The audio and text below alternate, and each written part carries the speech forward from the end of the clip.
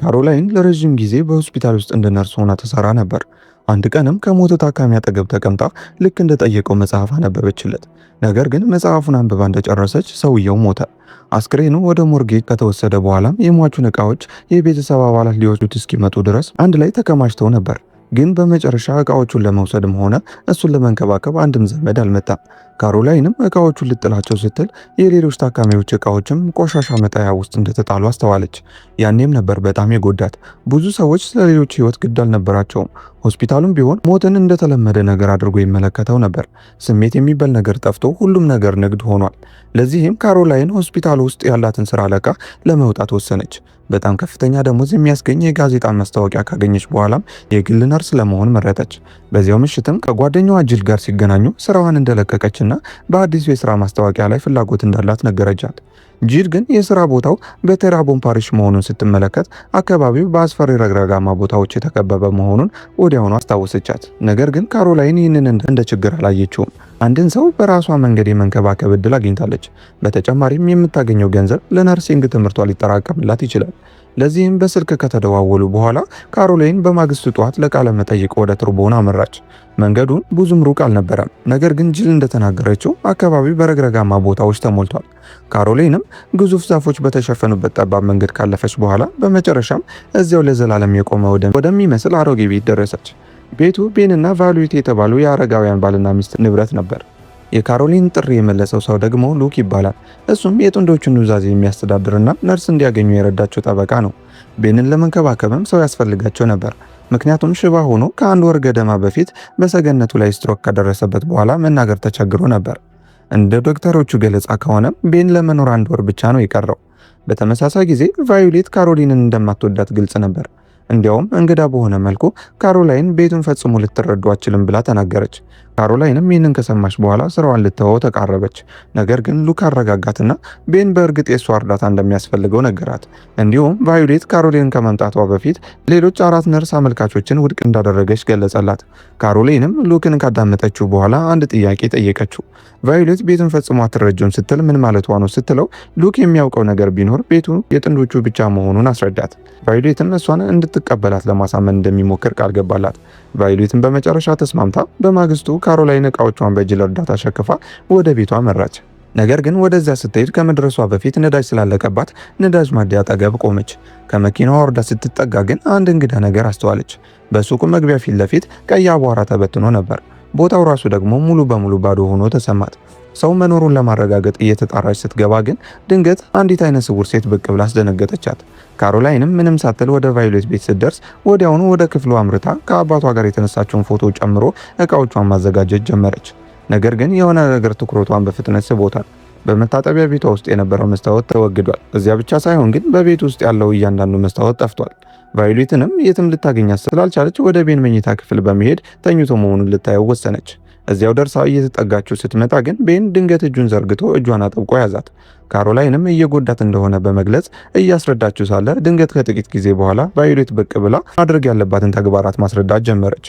በየቀኑ ጠዋት 3 ሰዓት የተፈጨውን መድኃኒት እንድትሰጠውና 7 ሰዓት ደግሞ እያጠበችው የአልጋ ልብሱን አዘውትራ እንድትቀይር ነገረቻት። በዚህ መሃልም ካሮላይን እዚህ ቤት ውስጥ ምን ያህል ጊዜ እንዳስቆጠሩ ስትጠይቃት ቫዮሌት ከ1962 አካባቢ ጀምሮ እንደኖሩ ገለጸችላት። ቤቱ መጀመሪያ ላይ ከወላጆቻቸው የወረሱት ማርቲን እና ግሬስ የተባሉ ወንድምና እህት ንብረት ነበር። ፓፓ ጀስቲፋና ማማ ሴሲል ወዲያውኑ የታየው ነገር ቢኖር የቆዳ ቀለማቸው ከባለቤቶቹ ሙሉ በሙሉ የተለየ መሆኑ ነበር። ካሮላይንም ይህንን እንዴት እንደተቀበሉት አስገረማት። ከዚያም ቫዮሌት ቤቱ በአጠቃላይ 30 ክፍሎች እንዳሉትና እያንዳንዳቸው የአጽም ቁልፍ በመባል በሚታወቅ በአንድ ቁልፍ ብቻ ሊከፈቱ እንደሚችል ገለጸችላት። ቤን የጥንታዊ ዕቃዎችን ስብስብ ያስቀመጠበትን ሰገነት ጨምሮ ሁሉንም በዚሁ ቁልፍ መክፈት ይቻላል። ሁሉም ነገር የጀመረው ቫዮሌት ቁልፉን ለካሮላይን ስትሰጣት ነበር። ካሮላይንም ድንገት ስለጠፉት መስታወቶች ጥያቄ ስታነሳ ቫዮሌት እሷና ቤን ከእንግዲህ መስታወት እንደማያስፈልጋቸውና የእርጅና ፊታቸውን የማየት ምንም ፍላጎት እንደሌላቸው አስረዳቻት። ውይይቱን በተለያዩ ጉዳዮች ላይ ቀጠለ። ቫዮሌት ምንም እንኳን እድሜዋ ቢገፋም በጣም አጫሽ ናት። ካሮላይን በበኩሏ ስለ ራሷ ያለፈ ታሪክ፣ እናቷ ገና በልጅነቷ እንዴት እንደተለየቻቸውና አባቷም ከ1 ዓመት በፊት እንዴት እንዳረፈ ገለጸችላት። ከውይይቱ በኋላ ግን በማግስቱ ጠዋት ስራዋን በይፋ ጀመረች።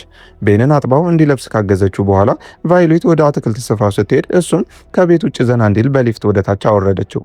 እዚያም ከቫዮሌት ጋር ስለ ሃይማኖት ሲነጋገሩ ካሮላይን በሃይማኖት ረገድ ተጠራጣሪ መሆኗንና ይበልጥ ወደ አምላክ የለሽነት እንደምታደላ ገለጸችላት። በዚህ መሃልም ቫዮሌት ከሰገነቱ ላይ የአበባ ዘሮች እንድታወጣላት ስትጠይቃት ካሮላይን የአጽም ቁልፉን ተጠቅማ ወደ ሰገነቱ አመራች። ነገር ግን ወደ ውስጥ ስትገባ ከክፍሉ ሩቅ ጫፍ የሚመጣ እንግዳ ድምፅ ሰማች። ለማየት ስትቀርብም ከተከመረው ዕቃ ጀርባ የተደበቀ በር አገኘች። በሩ በሌላኛው በኩል የሆነ ነገር በግድ ለመክፈት እየሞከረ ያለ ይመስል ይንቀጠቀጣል። እሷም ቁልፉ ልትጠቀም ሞከረች፣ ግን ሊከፍትላት አልቻለም። በዚህ መሃልም ቫዮሌት በድንገት ከኋላዋ ብቅ ብላ ታስደነግጣትና ካሮላይን ቁልፉን ለምን በሩን መክፈት እንዳልቻለ ጠየቀቻት። አክላም ወደ ቤቱ ከገቡበት ጊዜ ጀምሮ ክፍሉ ተዘግቶ እንደነበርና ማንም በውስጡ ምን እንዳለ እንደማያውቅ ገለጸችላት። ካሮላይንም በዚያው ምሽት ተኝታ እያለች ከላይ በኩል የሆነ ድምፅ ሰምታ በድንገት ነቃች። ወዲያውኑ ወደ ቤን ክፍል ስትሮጥም አልጋው ባዶ ሆኖ አገኘችው። ቤን በሆነ መንገድ በመስኮቱ በኩል ወጥቶ ጣሪያው ላይ እየተንከባለለ ነበር። ካሮላይንም በፍርሃት ተውጣ ባለበት እንዲቆይ በመንገድ ጮኸች። ቫዮሌትን ጠርታም የዊልቸሩን መኪና ልታመጣለት ስትገባ ግን አንድ ነገር አይኗን ሳበው። በቤን ብርድ ልብስ ላይ እርዳታ የሚጠይቁ ቃላት ተጽፈዋል።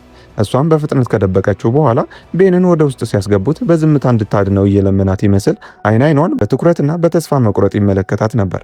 በማግስቱ ጠዋትም ጠበቃው ልኮ ወደ ቤቱ ሲመጣ ካሮላይን ስላለፈው ምሽት ክስተት ትነግረውና እርዳታ የሚጠይቀውን ጽሑፍ የያዘውን ብርድ ልብስ ልታሳየው አሰበች። ነገር ግን በሚገርም ሁኔታ ጽሑፉ ሙሉ በሙሉ ጠፍቷል። ካሮላይንም ምናልባት በምናቤ ያሰብኩት ይሆናል በማለት ራሷን መጠራጠር ጀመረች። ንግግራቸውን ሲቀጥሉም ስላለፈው ታሪኳ ጨምራ ነገረችው። ከጓደኞቿ ጋር ለመዝናናት ኮሌጅ ማቋረጧንና በዚህም አባቷ ተቆጥቶ ስለነበር ክርክራቸው በመጨረሻ ከቤት እንድትወጣ አደረጋት። ከጥቂት ጊዜ በኋላ አባቷ መሞቱን ስትሰማ ግን ያጸጸት ሁልጊዜ አብሯት ይኖራል።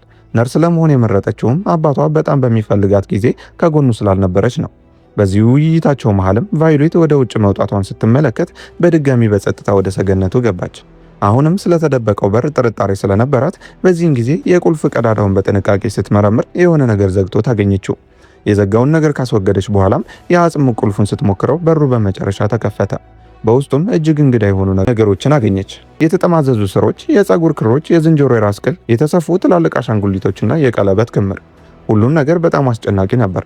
ፍላጓዋን ስትቀጥልም የጀስቲፋይ፣ የሴሲል፣ የማርቲንና የግሬስን ፎቶዎች የያዘ መጽሐፍ አገኘች። ነገር ግን ይበልጥ ያስደነገጣት በመጽሐፍ ውስጥ የተጻፉት የጥንቆላና የመከላከያ ድግምቶች እንዲሁም የመስዋዕትነት ስነ ስርዓት ተብሎ በፓፓ ጀስቲፋይ የተቀረጸው የድምፅ ቅጂ ነበር። በዚያው ቅጽበትም እዚያው ክፍል ውስጥ ያለው ነገር ሁሉ ከአንድ አይነት ጥቁር አስማት ጋር የተገናኘ መሆኑ ግልጽ ሆነ። ይህ በእንዲህ እንዳለ ቫዮሌት ካሮላይንን የትም ልታገኛት ስላልቻለች ወደ ሰገነቱ ወጣች። ካሮላይን ግን በፍጥነት ተደብቃ የድምፅ ቅጂውን ይዛ ወጣች። ቫዮሌት ከሄደች በኋላም ሌላ ግኝት አደረገች። ከቤቱ የጠፉት መስታወቶች በሙሉ እዚያው ተከማችተው ነበር። ከተማው 1 ሰዓት ያህል ርቀት ላይ ስለነበረ ካሮላይን በዚያው ምሽት ወደ ከተማ ሄዳ ጂልን ለመጎብኘት ወሰነች። ከዛ ከተረገመ ቤት ነፃ ለመውጣት የሚጠይቀውን ያንን የድምፅ ቅጅም አጫወተችው። ቅጂው ከጨለማ ከሐዘንና ከከባድ እርግማን ነፃ እንዲያወጣቸው የሚማጸን ነበር። ነገር ግን ያ የድምፅ ቅጅ ስለረብሻቸው ወጥተው ለጥቂት ጊዜ ዘና ለማለት ወሰኑ። አብረው ጊዜ ሲያሳልፉም ካሮላይን በቤት ውስጥ የተከሰተውን ነገር ሁሉና ሰገነት ውስጥ ያገኘችውን የተደበቀ ክፍል ጨምሮ ለጂል ነገረቻት። ጂልም ካሮላይን ያገኘችው ነገር ከአፍሪካ ከአውሮፓውያንና ከአሜሪካውያን ተወላጆች የመጣ ባህላዊ አስማት ልምምድ እንደሆነ ገለጸችላት። ይህ ከሃይማኖት ጋር የተቆናኘ ቡዱ ሳይሆን ሁዱ የሚባል የአስማት አይነት ነበር። እንደ ወሬው ከሆነም ይህ አስማት በአእምሮ ላይ ጉዳት ስለሚያደርስ እጅግ አደገኛ ሊሆን ይችላል። ነገር ግን በሱ በማያምን ሰው ላይ ምንም አይነት ጉዳት አያደርስም። በዚህ መሃልም ጂል አክስቷን ውላ በሁዱ አስማት አጥብቃ እንደምታምን ጠቀሰችላት። አክስቷ ብዙውን ጊዜ አንድ የልብስ ማጠቢያ ቦታ ትጎበኝ ነበር፣ ምንም እንኳን ማንም ሰው እዚያ ምን እንደምታደርግ በትክክል ባያውቅም። ካሮላይንም በዚያው ምሽት ወደ ቤቱ ተመልሳ ቤንን አልጋው ላይ ካስተኛችው በኋላ በክፍሉ ውስጥ መስታወት አስቀመጠች። በማግስቱ ጧት ቫዮሌት መስታወቱን ባየችው ቅጽበት ግን ክፉኛ ደነገጠች። ካሮላይን ድንበሯን በማለፏ ምክንያትም ወዲያውኑ ተቆጣቻት። ነገር ግን በዚህን ጊዜ ካሮላይን አቋሟ አላላም። በሰገነት ውስጥ የተደበቀውን ነገር እንዳየች ገልጻላት ስለ ቤቱ እውነቱን እንድታውቅ ካልሆነ ግን ስራዋን ለመልቀቅ ዝግጁ መሆኗን ነገረቻት። ሌላ አማራጭ አጣችው። ቫዮሌትም በመጨረሻ እውነተኛውን ታሪክ ነገረቻት። ከ90 ዓመታት በፊት ቤቱ ቶርፕ የተባለ ሀብታም የባንክ ሰራተኛ ንብረት ነበር። እሱም ከቤተሰቡና ከሁለት አገልጋዮቹ ጋር ይኖር ነበር። አገልጋዮቹ ፓፓ ጀስቲፋና ማማ ሴሲል ይባላሉ። ቶርፕ ድሆቹን በመበዝበዝ ሀብቱን የገነባ በጣም ጨካኝ ሰው ስለነበር ቤተሰቡ ጀስቲፋይና ሴሲል ሁዱ የሚባለውን አስማት እንደሚለማመዱ አላስተዋሉም። ሰገነቱም የእነሱን መኖሪያና በድብቅ አስማታቸውን የሚያከናውኑበት ቦታ ነበር። በአካባቢው እንደሚወራው ከሆነም የቶርፕ ቤተሰብ በአገልጋዮቹ ላይ በፈጸመው ጭካኔ ምክንያት ነገሩ ሁሉ ወደ መጥፎ ደረጃ ደረሰ። አንድ ምሽትም በሀያላንና ሀብታም እንግዶች በተሞላው ድግስ ላይ ቶርፕ ልጆቹ ማርቲንና ግሬስ እንደጠፉ አወቀ። ፍለጋውም ሁሉንም ሰው ወደ ሰገነቱ መራቸው። ልጆቹም ከጀስቲፋይና ከሴሲል የእሁዱ ልምምድን ሲማሩ መገኘታቸው ምላሹ ወዲያውኑና ከባድ ነበር። በድግሱ ላይ የነበሩት ሰዎች በአገልጋዮቹ ላይ ተነሱባቸው። በዚያ ግርግር መሃልም የጀስቲፋይ ቀለበት ወደቀ። ሰዎቹም አገልጋዮቹን ወሰዷቸው። ከዚያ በኋላ የሆነው ነገር ግን በከተማዋ ላይ የማይጠፋ ጠባሳን ጥሎ አለፈ። ከዚያ ክስተት በኋላ የቶርፕ ባንክ ፈረሰ። በተስፋ መቁረጥ ስሜት ውስጥ ሆኖም ከሚስቱ ጋር አሳዛኝ በሆነ ሁኔታ ህይወቱ አበቃ። የከተማዋ ነዋሪዎችም ይህ የሆነው በጀስቲፋይና በሴሲል መናፍስት በቀል እንደሆነ ያምኑ ነበር። ይህ በእንዲህ እንዳለም ልጆቹ ማርቲንና ግሬስ በቤት ውስጥ መኖር ቀጠሉ። በመጨረሻም በ1962 ቤቱን ለቫዮሌትና ለቤን ሸጡት። ሆኖም የሰገነቱ ክፍል ለምን እንደተቆለፈ ወይም ለምን በቤት ውስጥ መስታወት እንደተከለከለ አላብራሩላቸውም ነበር። ቫዮሌትም መስታወቶችን የጀስቲፋይና የሴሲል መናፍስት እንዲታዩ ያደርጋል ብላ ታምን ነበር። እንዲሁም ቀይ አፈር አቧራ ከአደጋ ሊከላከል እንደሚችል አንብባ ስለነበር በቤት ውስጥ ታከማች ነበር። ካሮሊን ግን ይህን ሁሉ ታሪክ ከሰማች በኋላም እንኳን በጣም ተጠራጥራለች። በመናፍስት ወይም በአስማት አታምንም ነበር። በኋላ ግን ቤንን እያጠበችው ሳለ በድንገት የሳሙና ውሃ አይኗ ውስጥ ገባ። አይኗን ለማጽዳት ወደ አንዲት ትንሽ መስታወት ስትመለከት ግን በዚያው ቅጽበት የቤን ምላሽ እጅግ አስደንጋጭ ነበር። መስታወቱን በፍርሃትና በትኩረት ይመለከተዋል። ካሮላይንም የቫዮሌትን እምነት መፈተን ስለፈለገች መስታወቱን ከቤን ፊት ለፊት ስታደርገው ቤን ግን መስታወቱን እንዳየ በድንገት ደነገጠ። ካሮላይንም ያየችው ነገር ትኩረቷን ስለሳበው የጄሊን አክስት ኖላን ፍለጋ ወደ ከተማዋ መራች። ኖላ ሰዎችን እንግዳ የሆነ የአምልኮ ስርዓቶችን በመጠቀም የምትረዳበት ያ የተደበቀ ቦታ በባዕድ ነገሮች የተሞላ ነበር። በመግቢያው ላይም ቀይ የአፈር አቧራ ተቀምጧል። ካሮላይንም ውስጥ እንደገባች በልቧ ውስጥ ያለውን ሀሳብ ለመናገር አላመነታችም። በአስማት እንደማታምንና በተለይም ደግሞ አስማት አንድን ሰው ሊጎዳ ወይም ሊፈውስ ይችላል የሚለውን ሀሳብ እንደማትቀበለው በግልጽ ነገረቻት። በእሷ እይታ ሁሉም ነገር የሚመጣው ከሰው አእምሮ ነው። አንድ ሰው ሊፈወስ እንደሚችል ካመነ ሊድን ይችላል። ልክ እንደዚሁ እንደተረገመ ካመነ ደግሞ ይሰቃያል። እንዲያውም በአስማት እንደተጎዳ ካመነ በኋላ ሽባ የሆነ የምታውቀው ሰው እንዳለ ጠቀሰችላት። ይህም በግልጽ ስለ ቤን መናገሯ ነበር። ኖላም በመጨረሻ በርካታ እቃዎችን ሰጠቻት። አንድ ሰው በእውነቱ በአስማት ተጽዕኖ ስር መሆኑን የምታውቅበትንና ቤንን ሊፈውስ የሚችልበትን ዘዴም አጋራቻት። ካሮላይንም ቤን በአስማት እንደተጎዳ ካመነ እሱን ለማዳን ብቸኛው መንገድ በአስማት ጭምር ሊሆን እንደሚችል ተረዳች። ወደ ቤት እንደተመለሰችም ስነ ስርዓቱን በትክክል ማዘጋጀት ጀመረች። በአንድ ጎድጓዳ ሳህን ውስጥ ውሃ ቀረበች። የመስቀል ቅርጽ ያለውን ሻማ አብርታም የተሰጣትን ቅጠሎችንና ዘይቶችን ጨመረች። ከዚያም በጥንቃቄ ወደ ቤን እየተጠጋች ውሃውን በመርጨት ቤቱን ለማጽዳትና ለመባረክ የተሰጣትን ዜማ እየደጋገመች በቁራ ላብ ስታራግፈው በዚያው ቅጽበት የማይታመን ነገር ተከሰተ። ቤን በድንገት ተናገረ። ነገር ግን እርዳታ ለመጠየቅ የሚያስችል በቂ ጥንካሬ ብቻ ነበረው። ከዚህ ቤት እንድታስወጣውም ተማጸናት። በእውነቱ ምን እንደተከሰተ ወይም ቫዮሌት ሰገነቱ ላይ በምን እንደመታቸው ለማብራራት ግን እድል አላገኘም። ምክንያቱም ቫዮሌት ወደ ክፍሉ እየመጣች ነበር። ካሮላይንም የሰራችውን ነገር ሁሉ በፍጥነት ደብቃ ቀለል ያለ ታሪክ በማውራት ቫዮሌትን አሳመነቻት። ነገር ግን በዚያው ምሽት መተኛት አልቻለችም። የጀስቲፋይና የሴሲል ምስሎችና ድምጾች በአእምሮዋ ውስጥ ደጋግመው ይመላለሱ ጀመር። ከቅዠቷ ስትነቃ ግን ወደ መስታወቱ ተመልክታ አንድ ሰው ከክፍሉ ሲወጣ እንዳየች አሰበች። በማግስቱ ጠዋትም ቤቱን ለቃ ለመሄድ ወሰነች። ምክንያቱም ቤቱ ከአሁን በኋላ የደህንነት ስሜት አይሰጣትም ነበር። ነገር ግን ቤን በጸጥታ በረንዳ ላይ ተቀምጦ በራሷ ሀሳብ ውስጥ ጠፍቶ ስታየው የሆነ ነገር አስቆማት። እሱ የራሷን አባት አስታውሳት። በዚህም ምክንያት ትታው መሄድ አልቻለችም። ለዚሁም እውነቱን ለመግለጥ የቆረጠችው ካሮላይን በሰገነት ውስጥ ያገኘችውን ነገር ሁሉ ፎቶግራፍ አንስታ ለሉክ አሳየችው። ስለ ቀዳማዋ ነርስም ጠየቀችው። ነገር ግን ሉክ ለምን እንደወጣች እንደማያውቅ በመግለጽ ራሷን ወደ ቀድሞዋ ነርስ ዘንድ ይዟት ሄደ። የቀድሞዋ ነርስ ሃሊ አሁን በአረጋውያን መጦሪያ ቤት ውስጥ ነው የምትሰራው። የካሮሊንን ታሪክ ከሰማች በኋላም ቤት ውስጥ አስጨናቂ መንፈስ ስላለና በዚያ ምክንያት እንደለቀቀች ገለጸችላት። በተጨማሪም ማርቲንና ግሬስ የቀድሞ ባለቤቶቹ ቤቱን ለቫዮሌትና ለቤን ከሸጡ በኋላ ብዙም ሳይቆይ በስትሮክ መሞታቸውን ነገረቻት። እንደ ገለጻዋም ይህ በአጋጣሚ የሆነ ነገር አልነበረም። በቤት ውስጥ አስፈሪ ነገር እንዳለና የቤን ሁኔታም ከዚሁ ጋር የተያያዘ እንደሆነ ታምናለች። ከመለያየታቸው በፊትም ለካሮላይን አንድ ማስጠንቀቂያ ሰጠቻት። ካሮላይን ራሷ በአስማት ማመን ከመጀመሯ በፊት ቤቱን ለቃ እንድትወጣ ነገረቻት። ምክንያቱም በእሷ እይታ ቫዮሌት እጅግ አደገኛ ሴት ነበረች። ካሮላይንም ወደ ቤቱ ሲመለሱ መንገድ ላይ ሉክን ቀደም ብላ የጎመኘችውን ነዳጅ ማደያ ላይ እንዲያቆምላት ጠየቀችው። ቀይ አፈር አቧራውን አስታውሳም እዚያ ያሉት ሰዎችን በሆዱ አስማት እንደሚያምኑ ተገነዘበች። ከዚያም ከጣቢያው ጀርባ ወዳለው ቤት ሄዳ እንደገና ተመሳሳይ ቀይ አቧራ አየች። በውስጡም እንደገና ያችን አይነ ስውር ሴት አገኘቻት።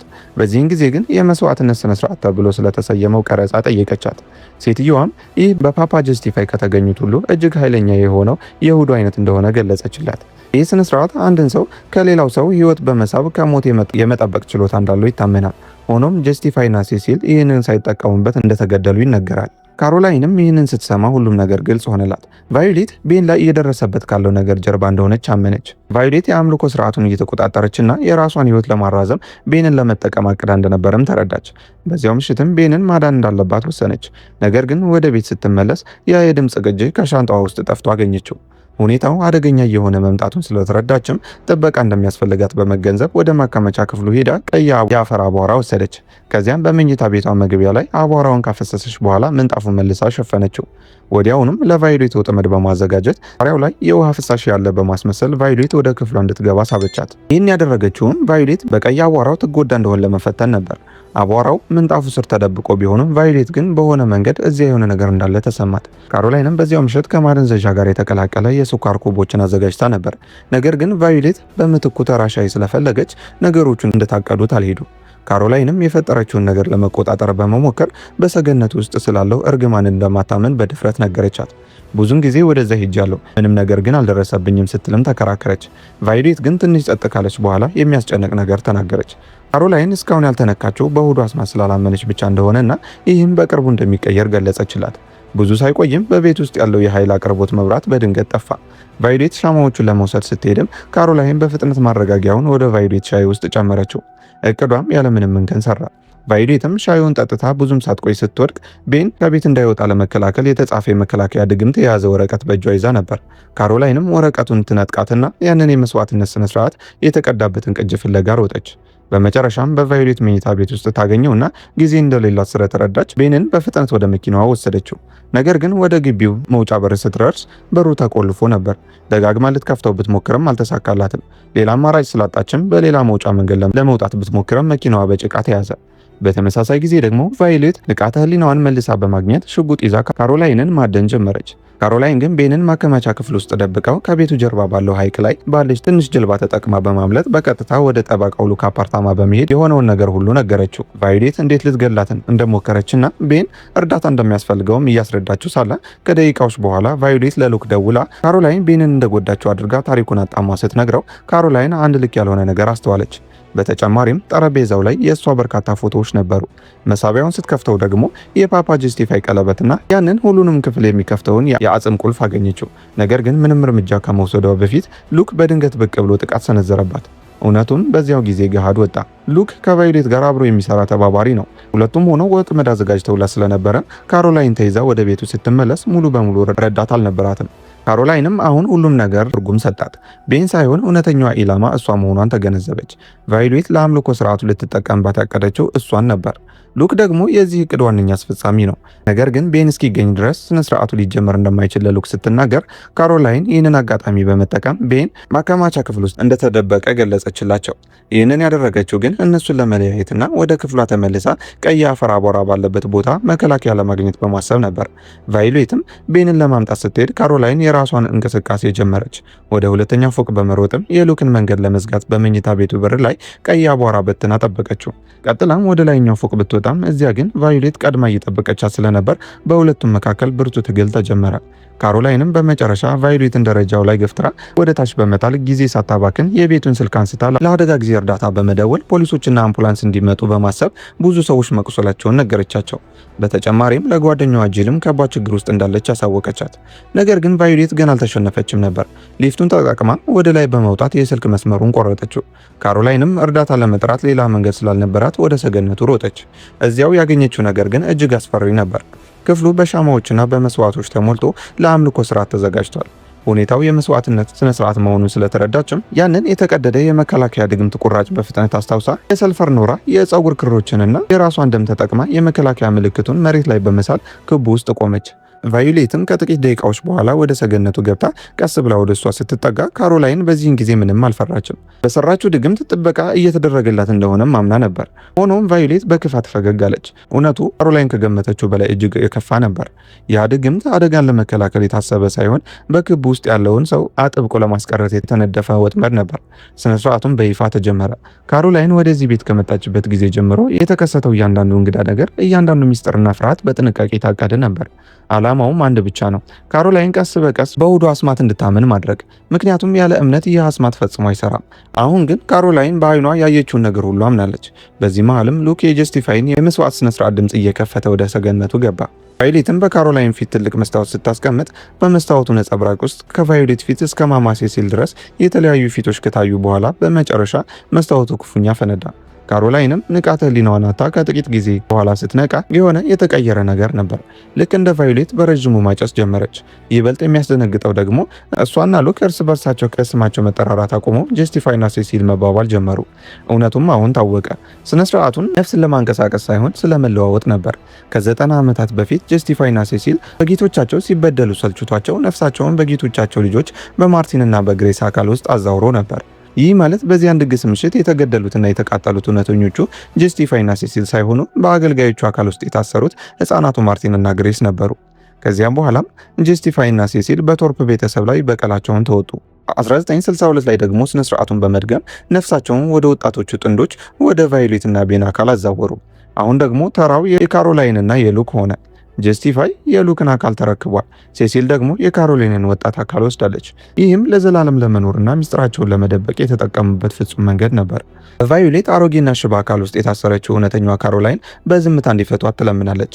በዚህ መሃልም ትዕይንታችን ወደ ቀጣዩ ቀን ያሸጋግረንና በማግስቱ ጠዋት ፖሊስና አምቡላንስ ወደ ቤቱ መጥተው ሉክና እውነተኛው ካሮላይንን አሁን በአረጋውያን አካል ውስጥ ሆነው ልክ እንደ ስትሮክ ተጠቂ ተቆጥረው በቃሬዛ ተወሰዱ። ጀስቲፋይና ሴሲል ግን በሉክና በካሮላይን አካል ውስጥ ምንም እንደማያውቁ ሆነው ተያዩ። ጄልም በስጋት ደርሳ ጓደኛዋን ስትጠይቃት በካሮላይን አካል ውስጥ ያለችው ሴሲል ደህና ነኝ በማለት አረጋገጠችላት።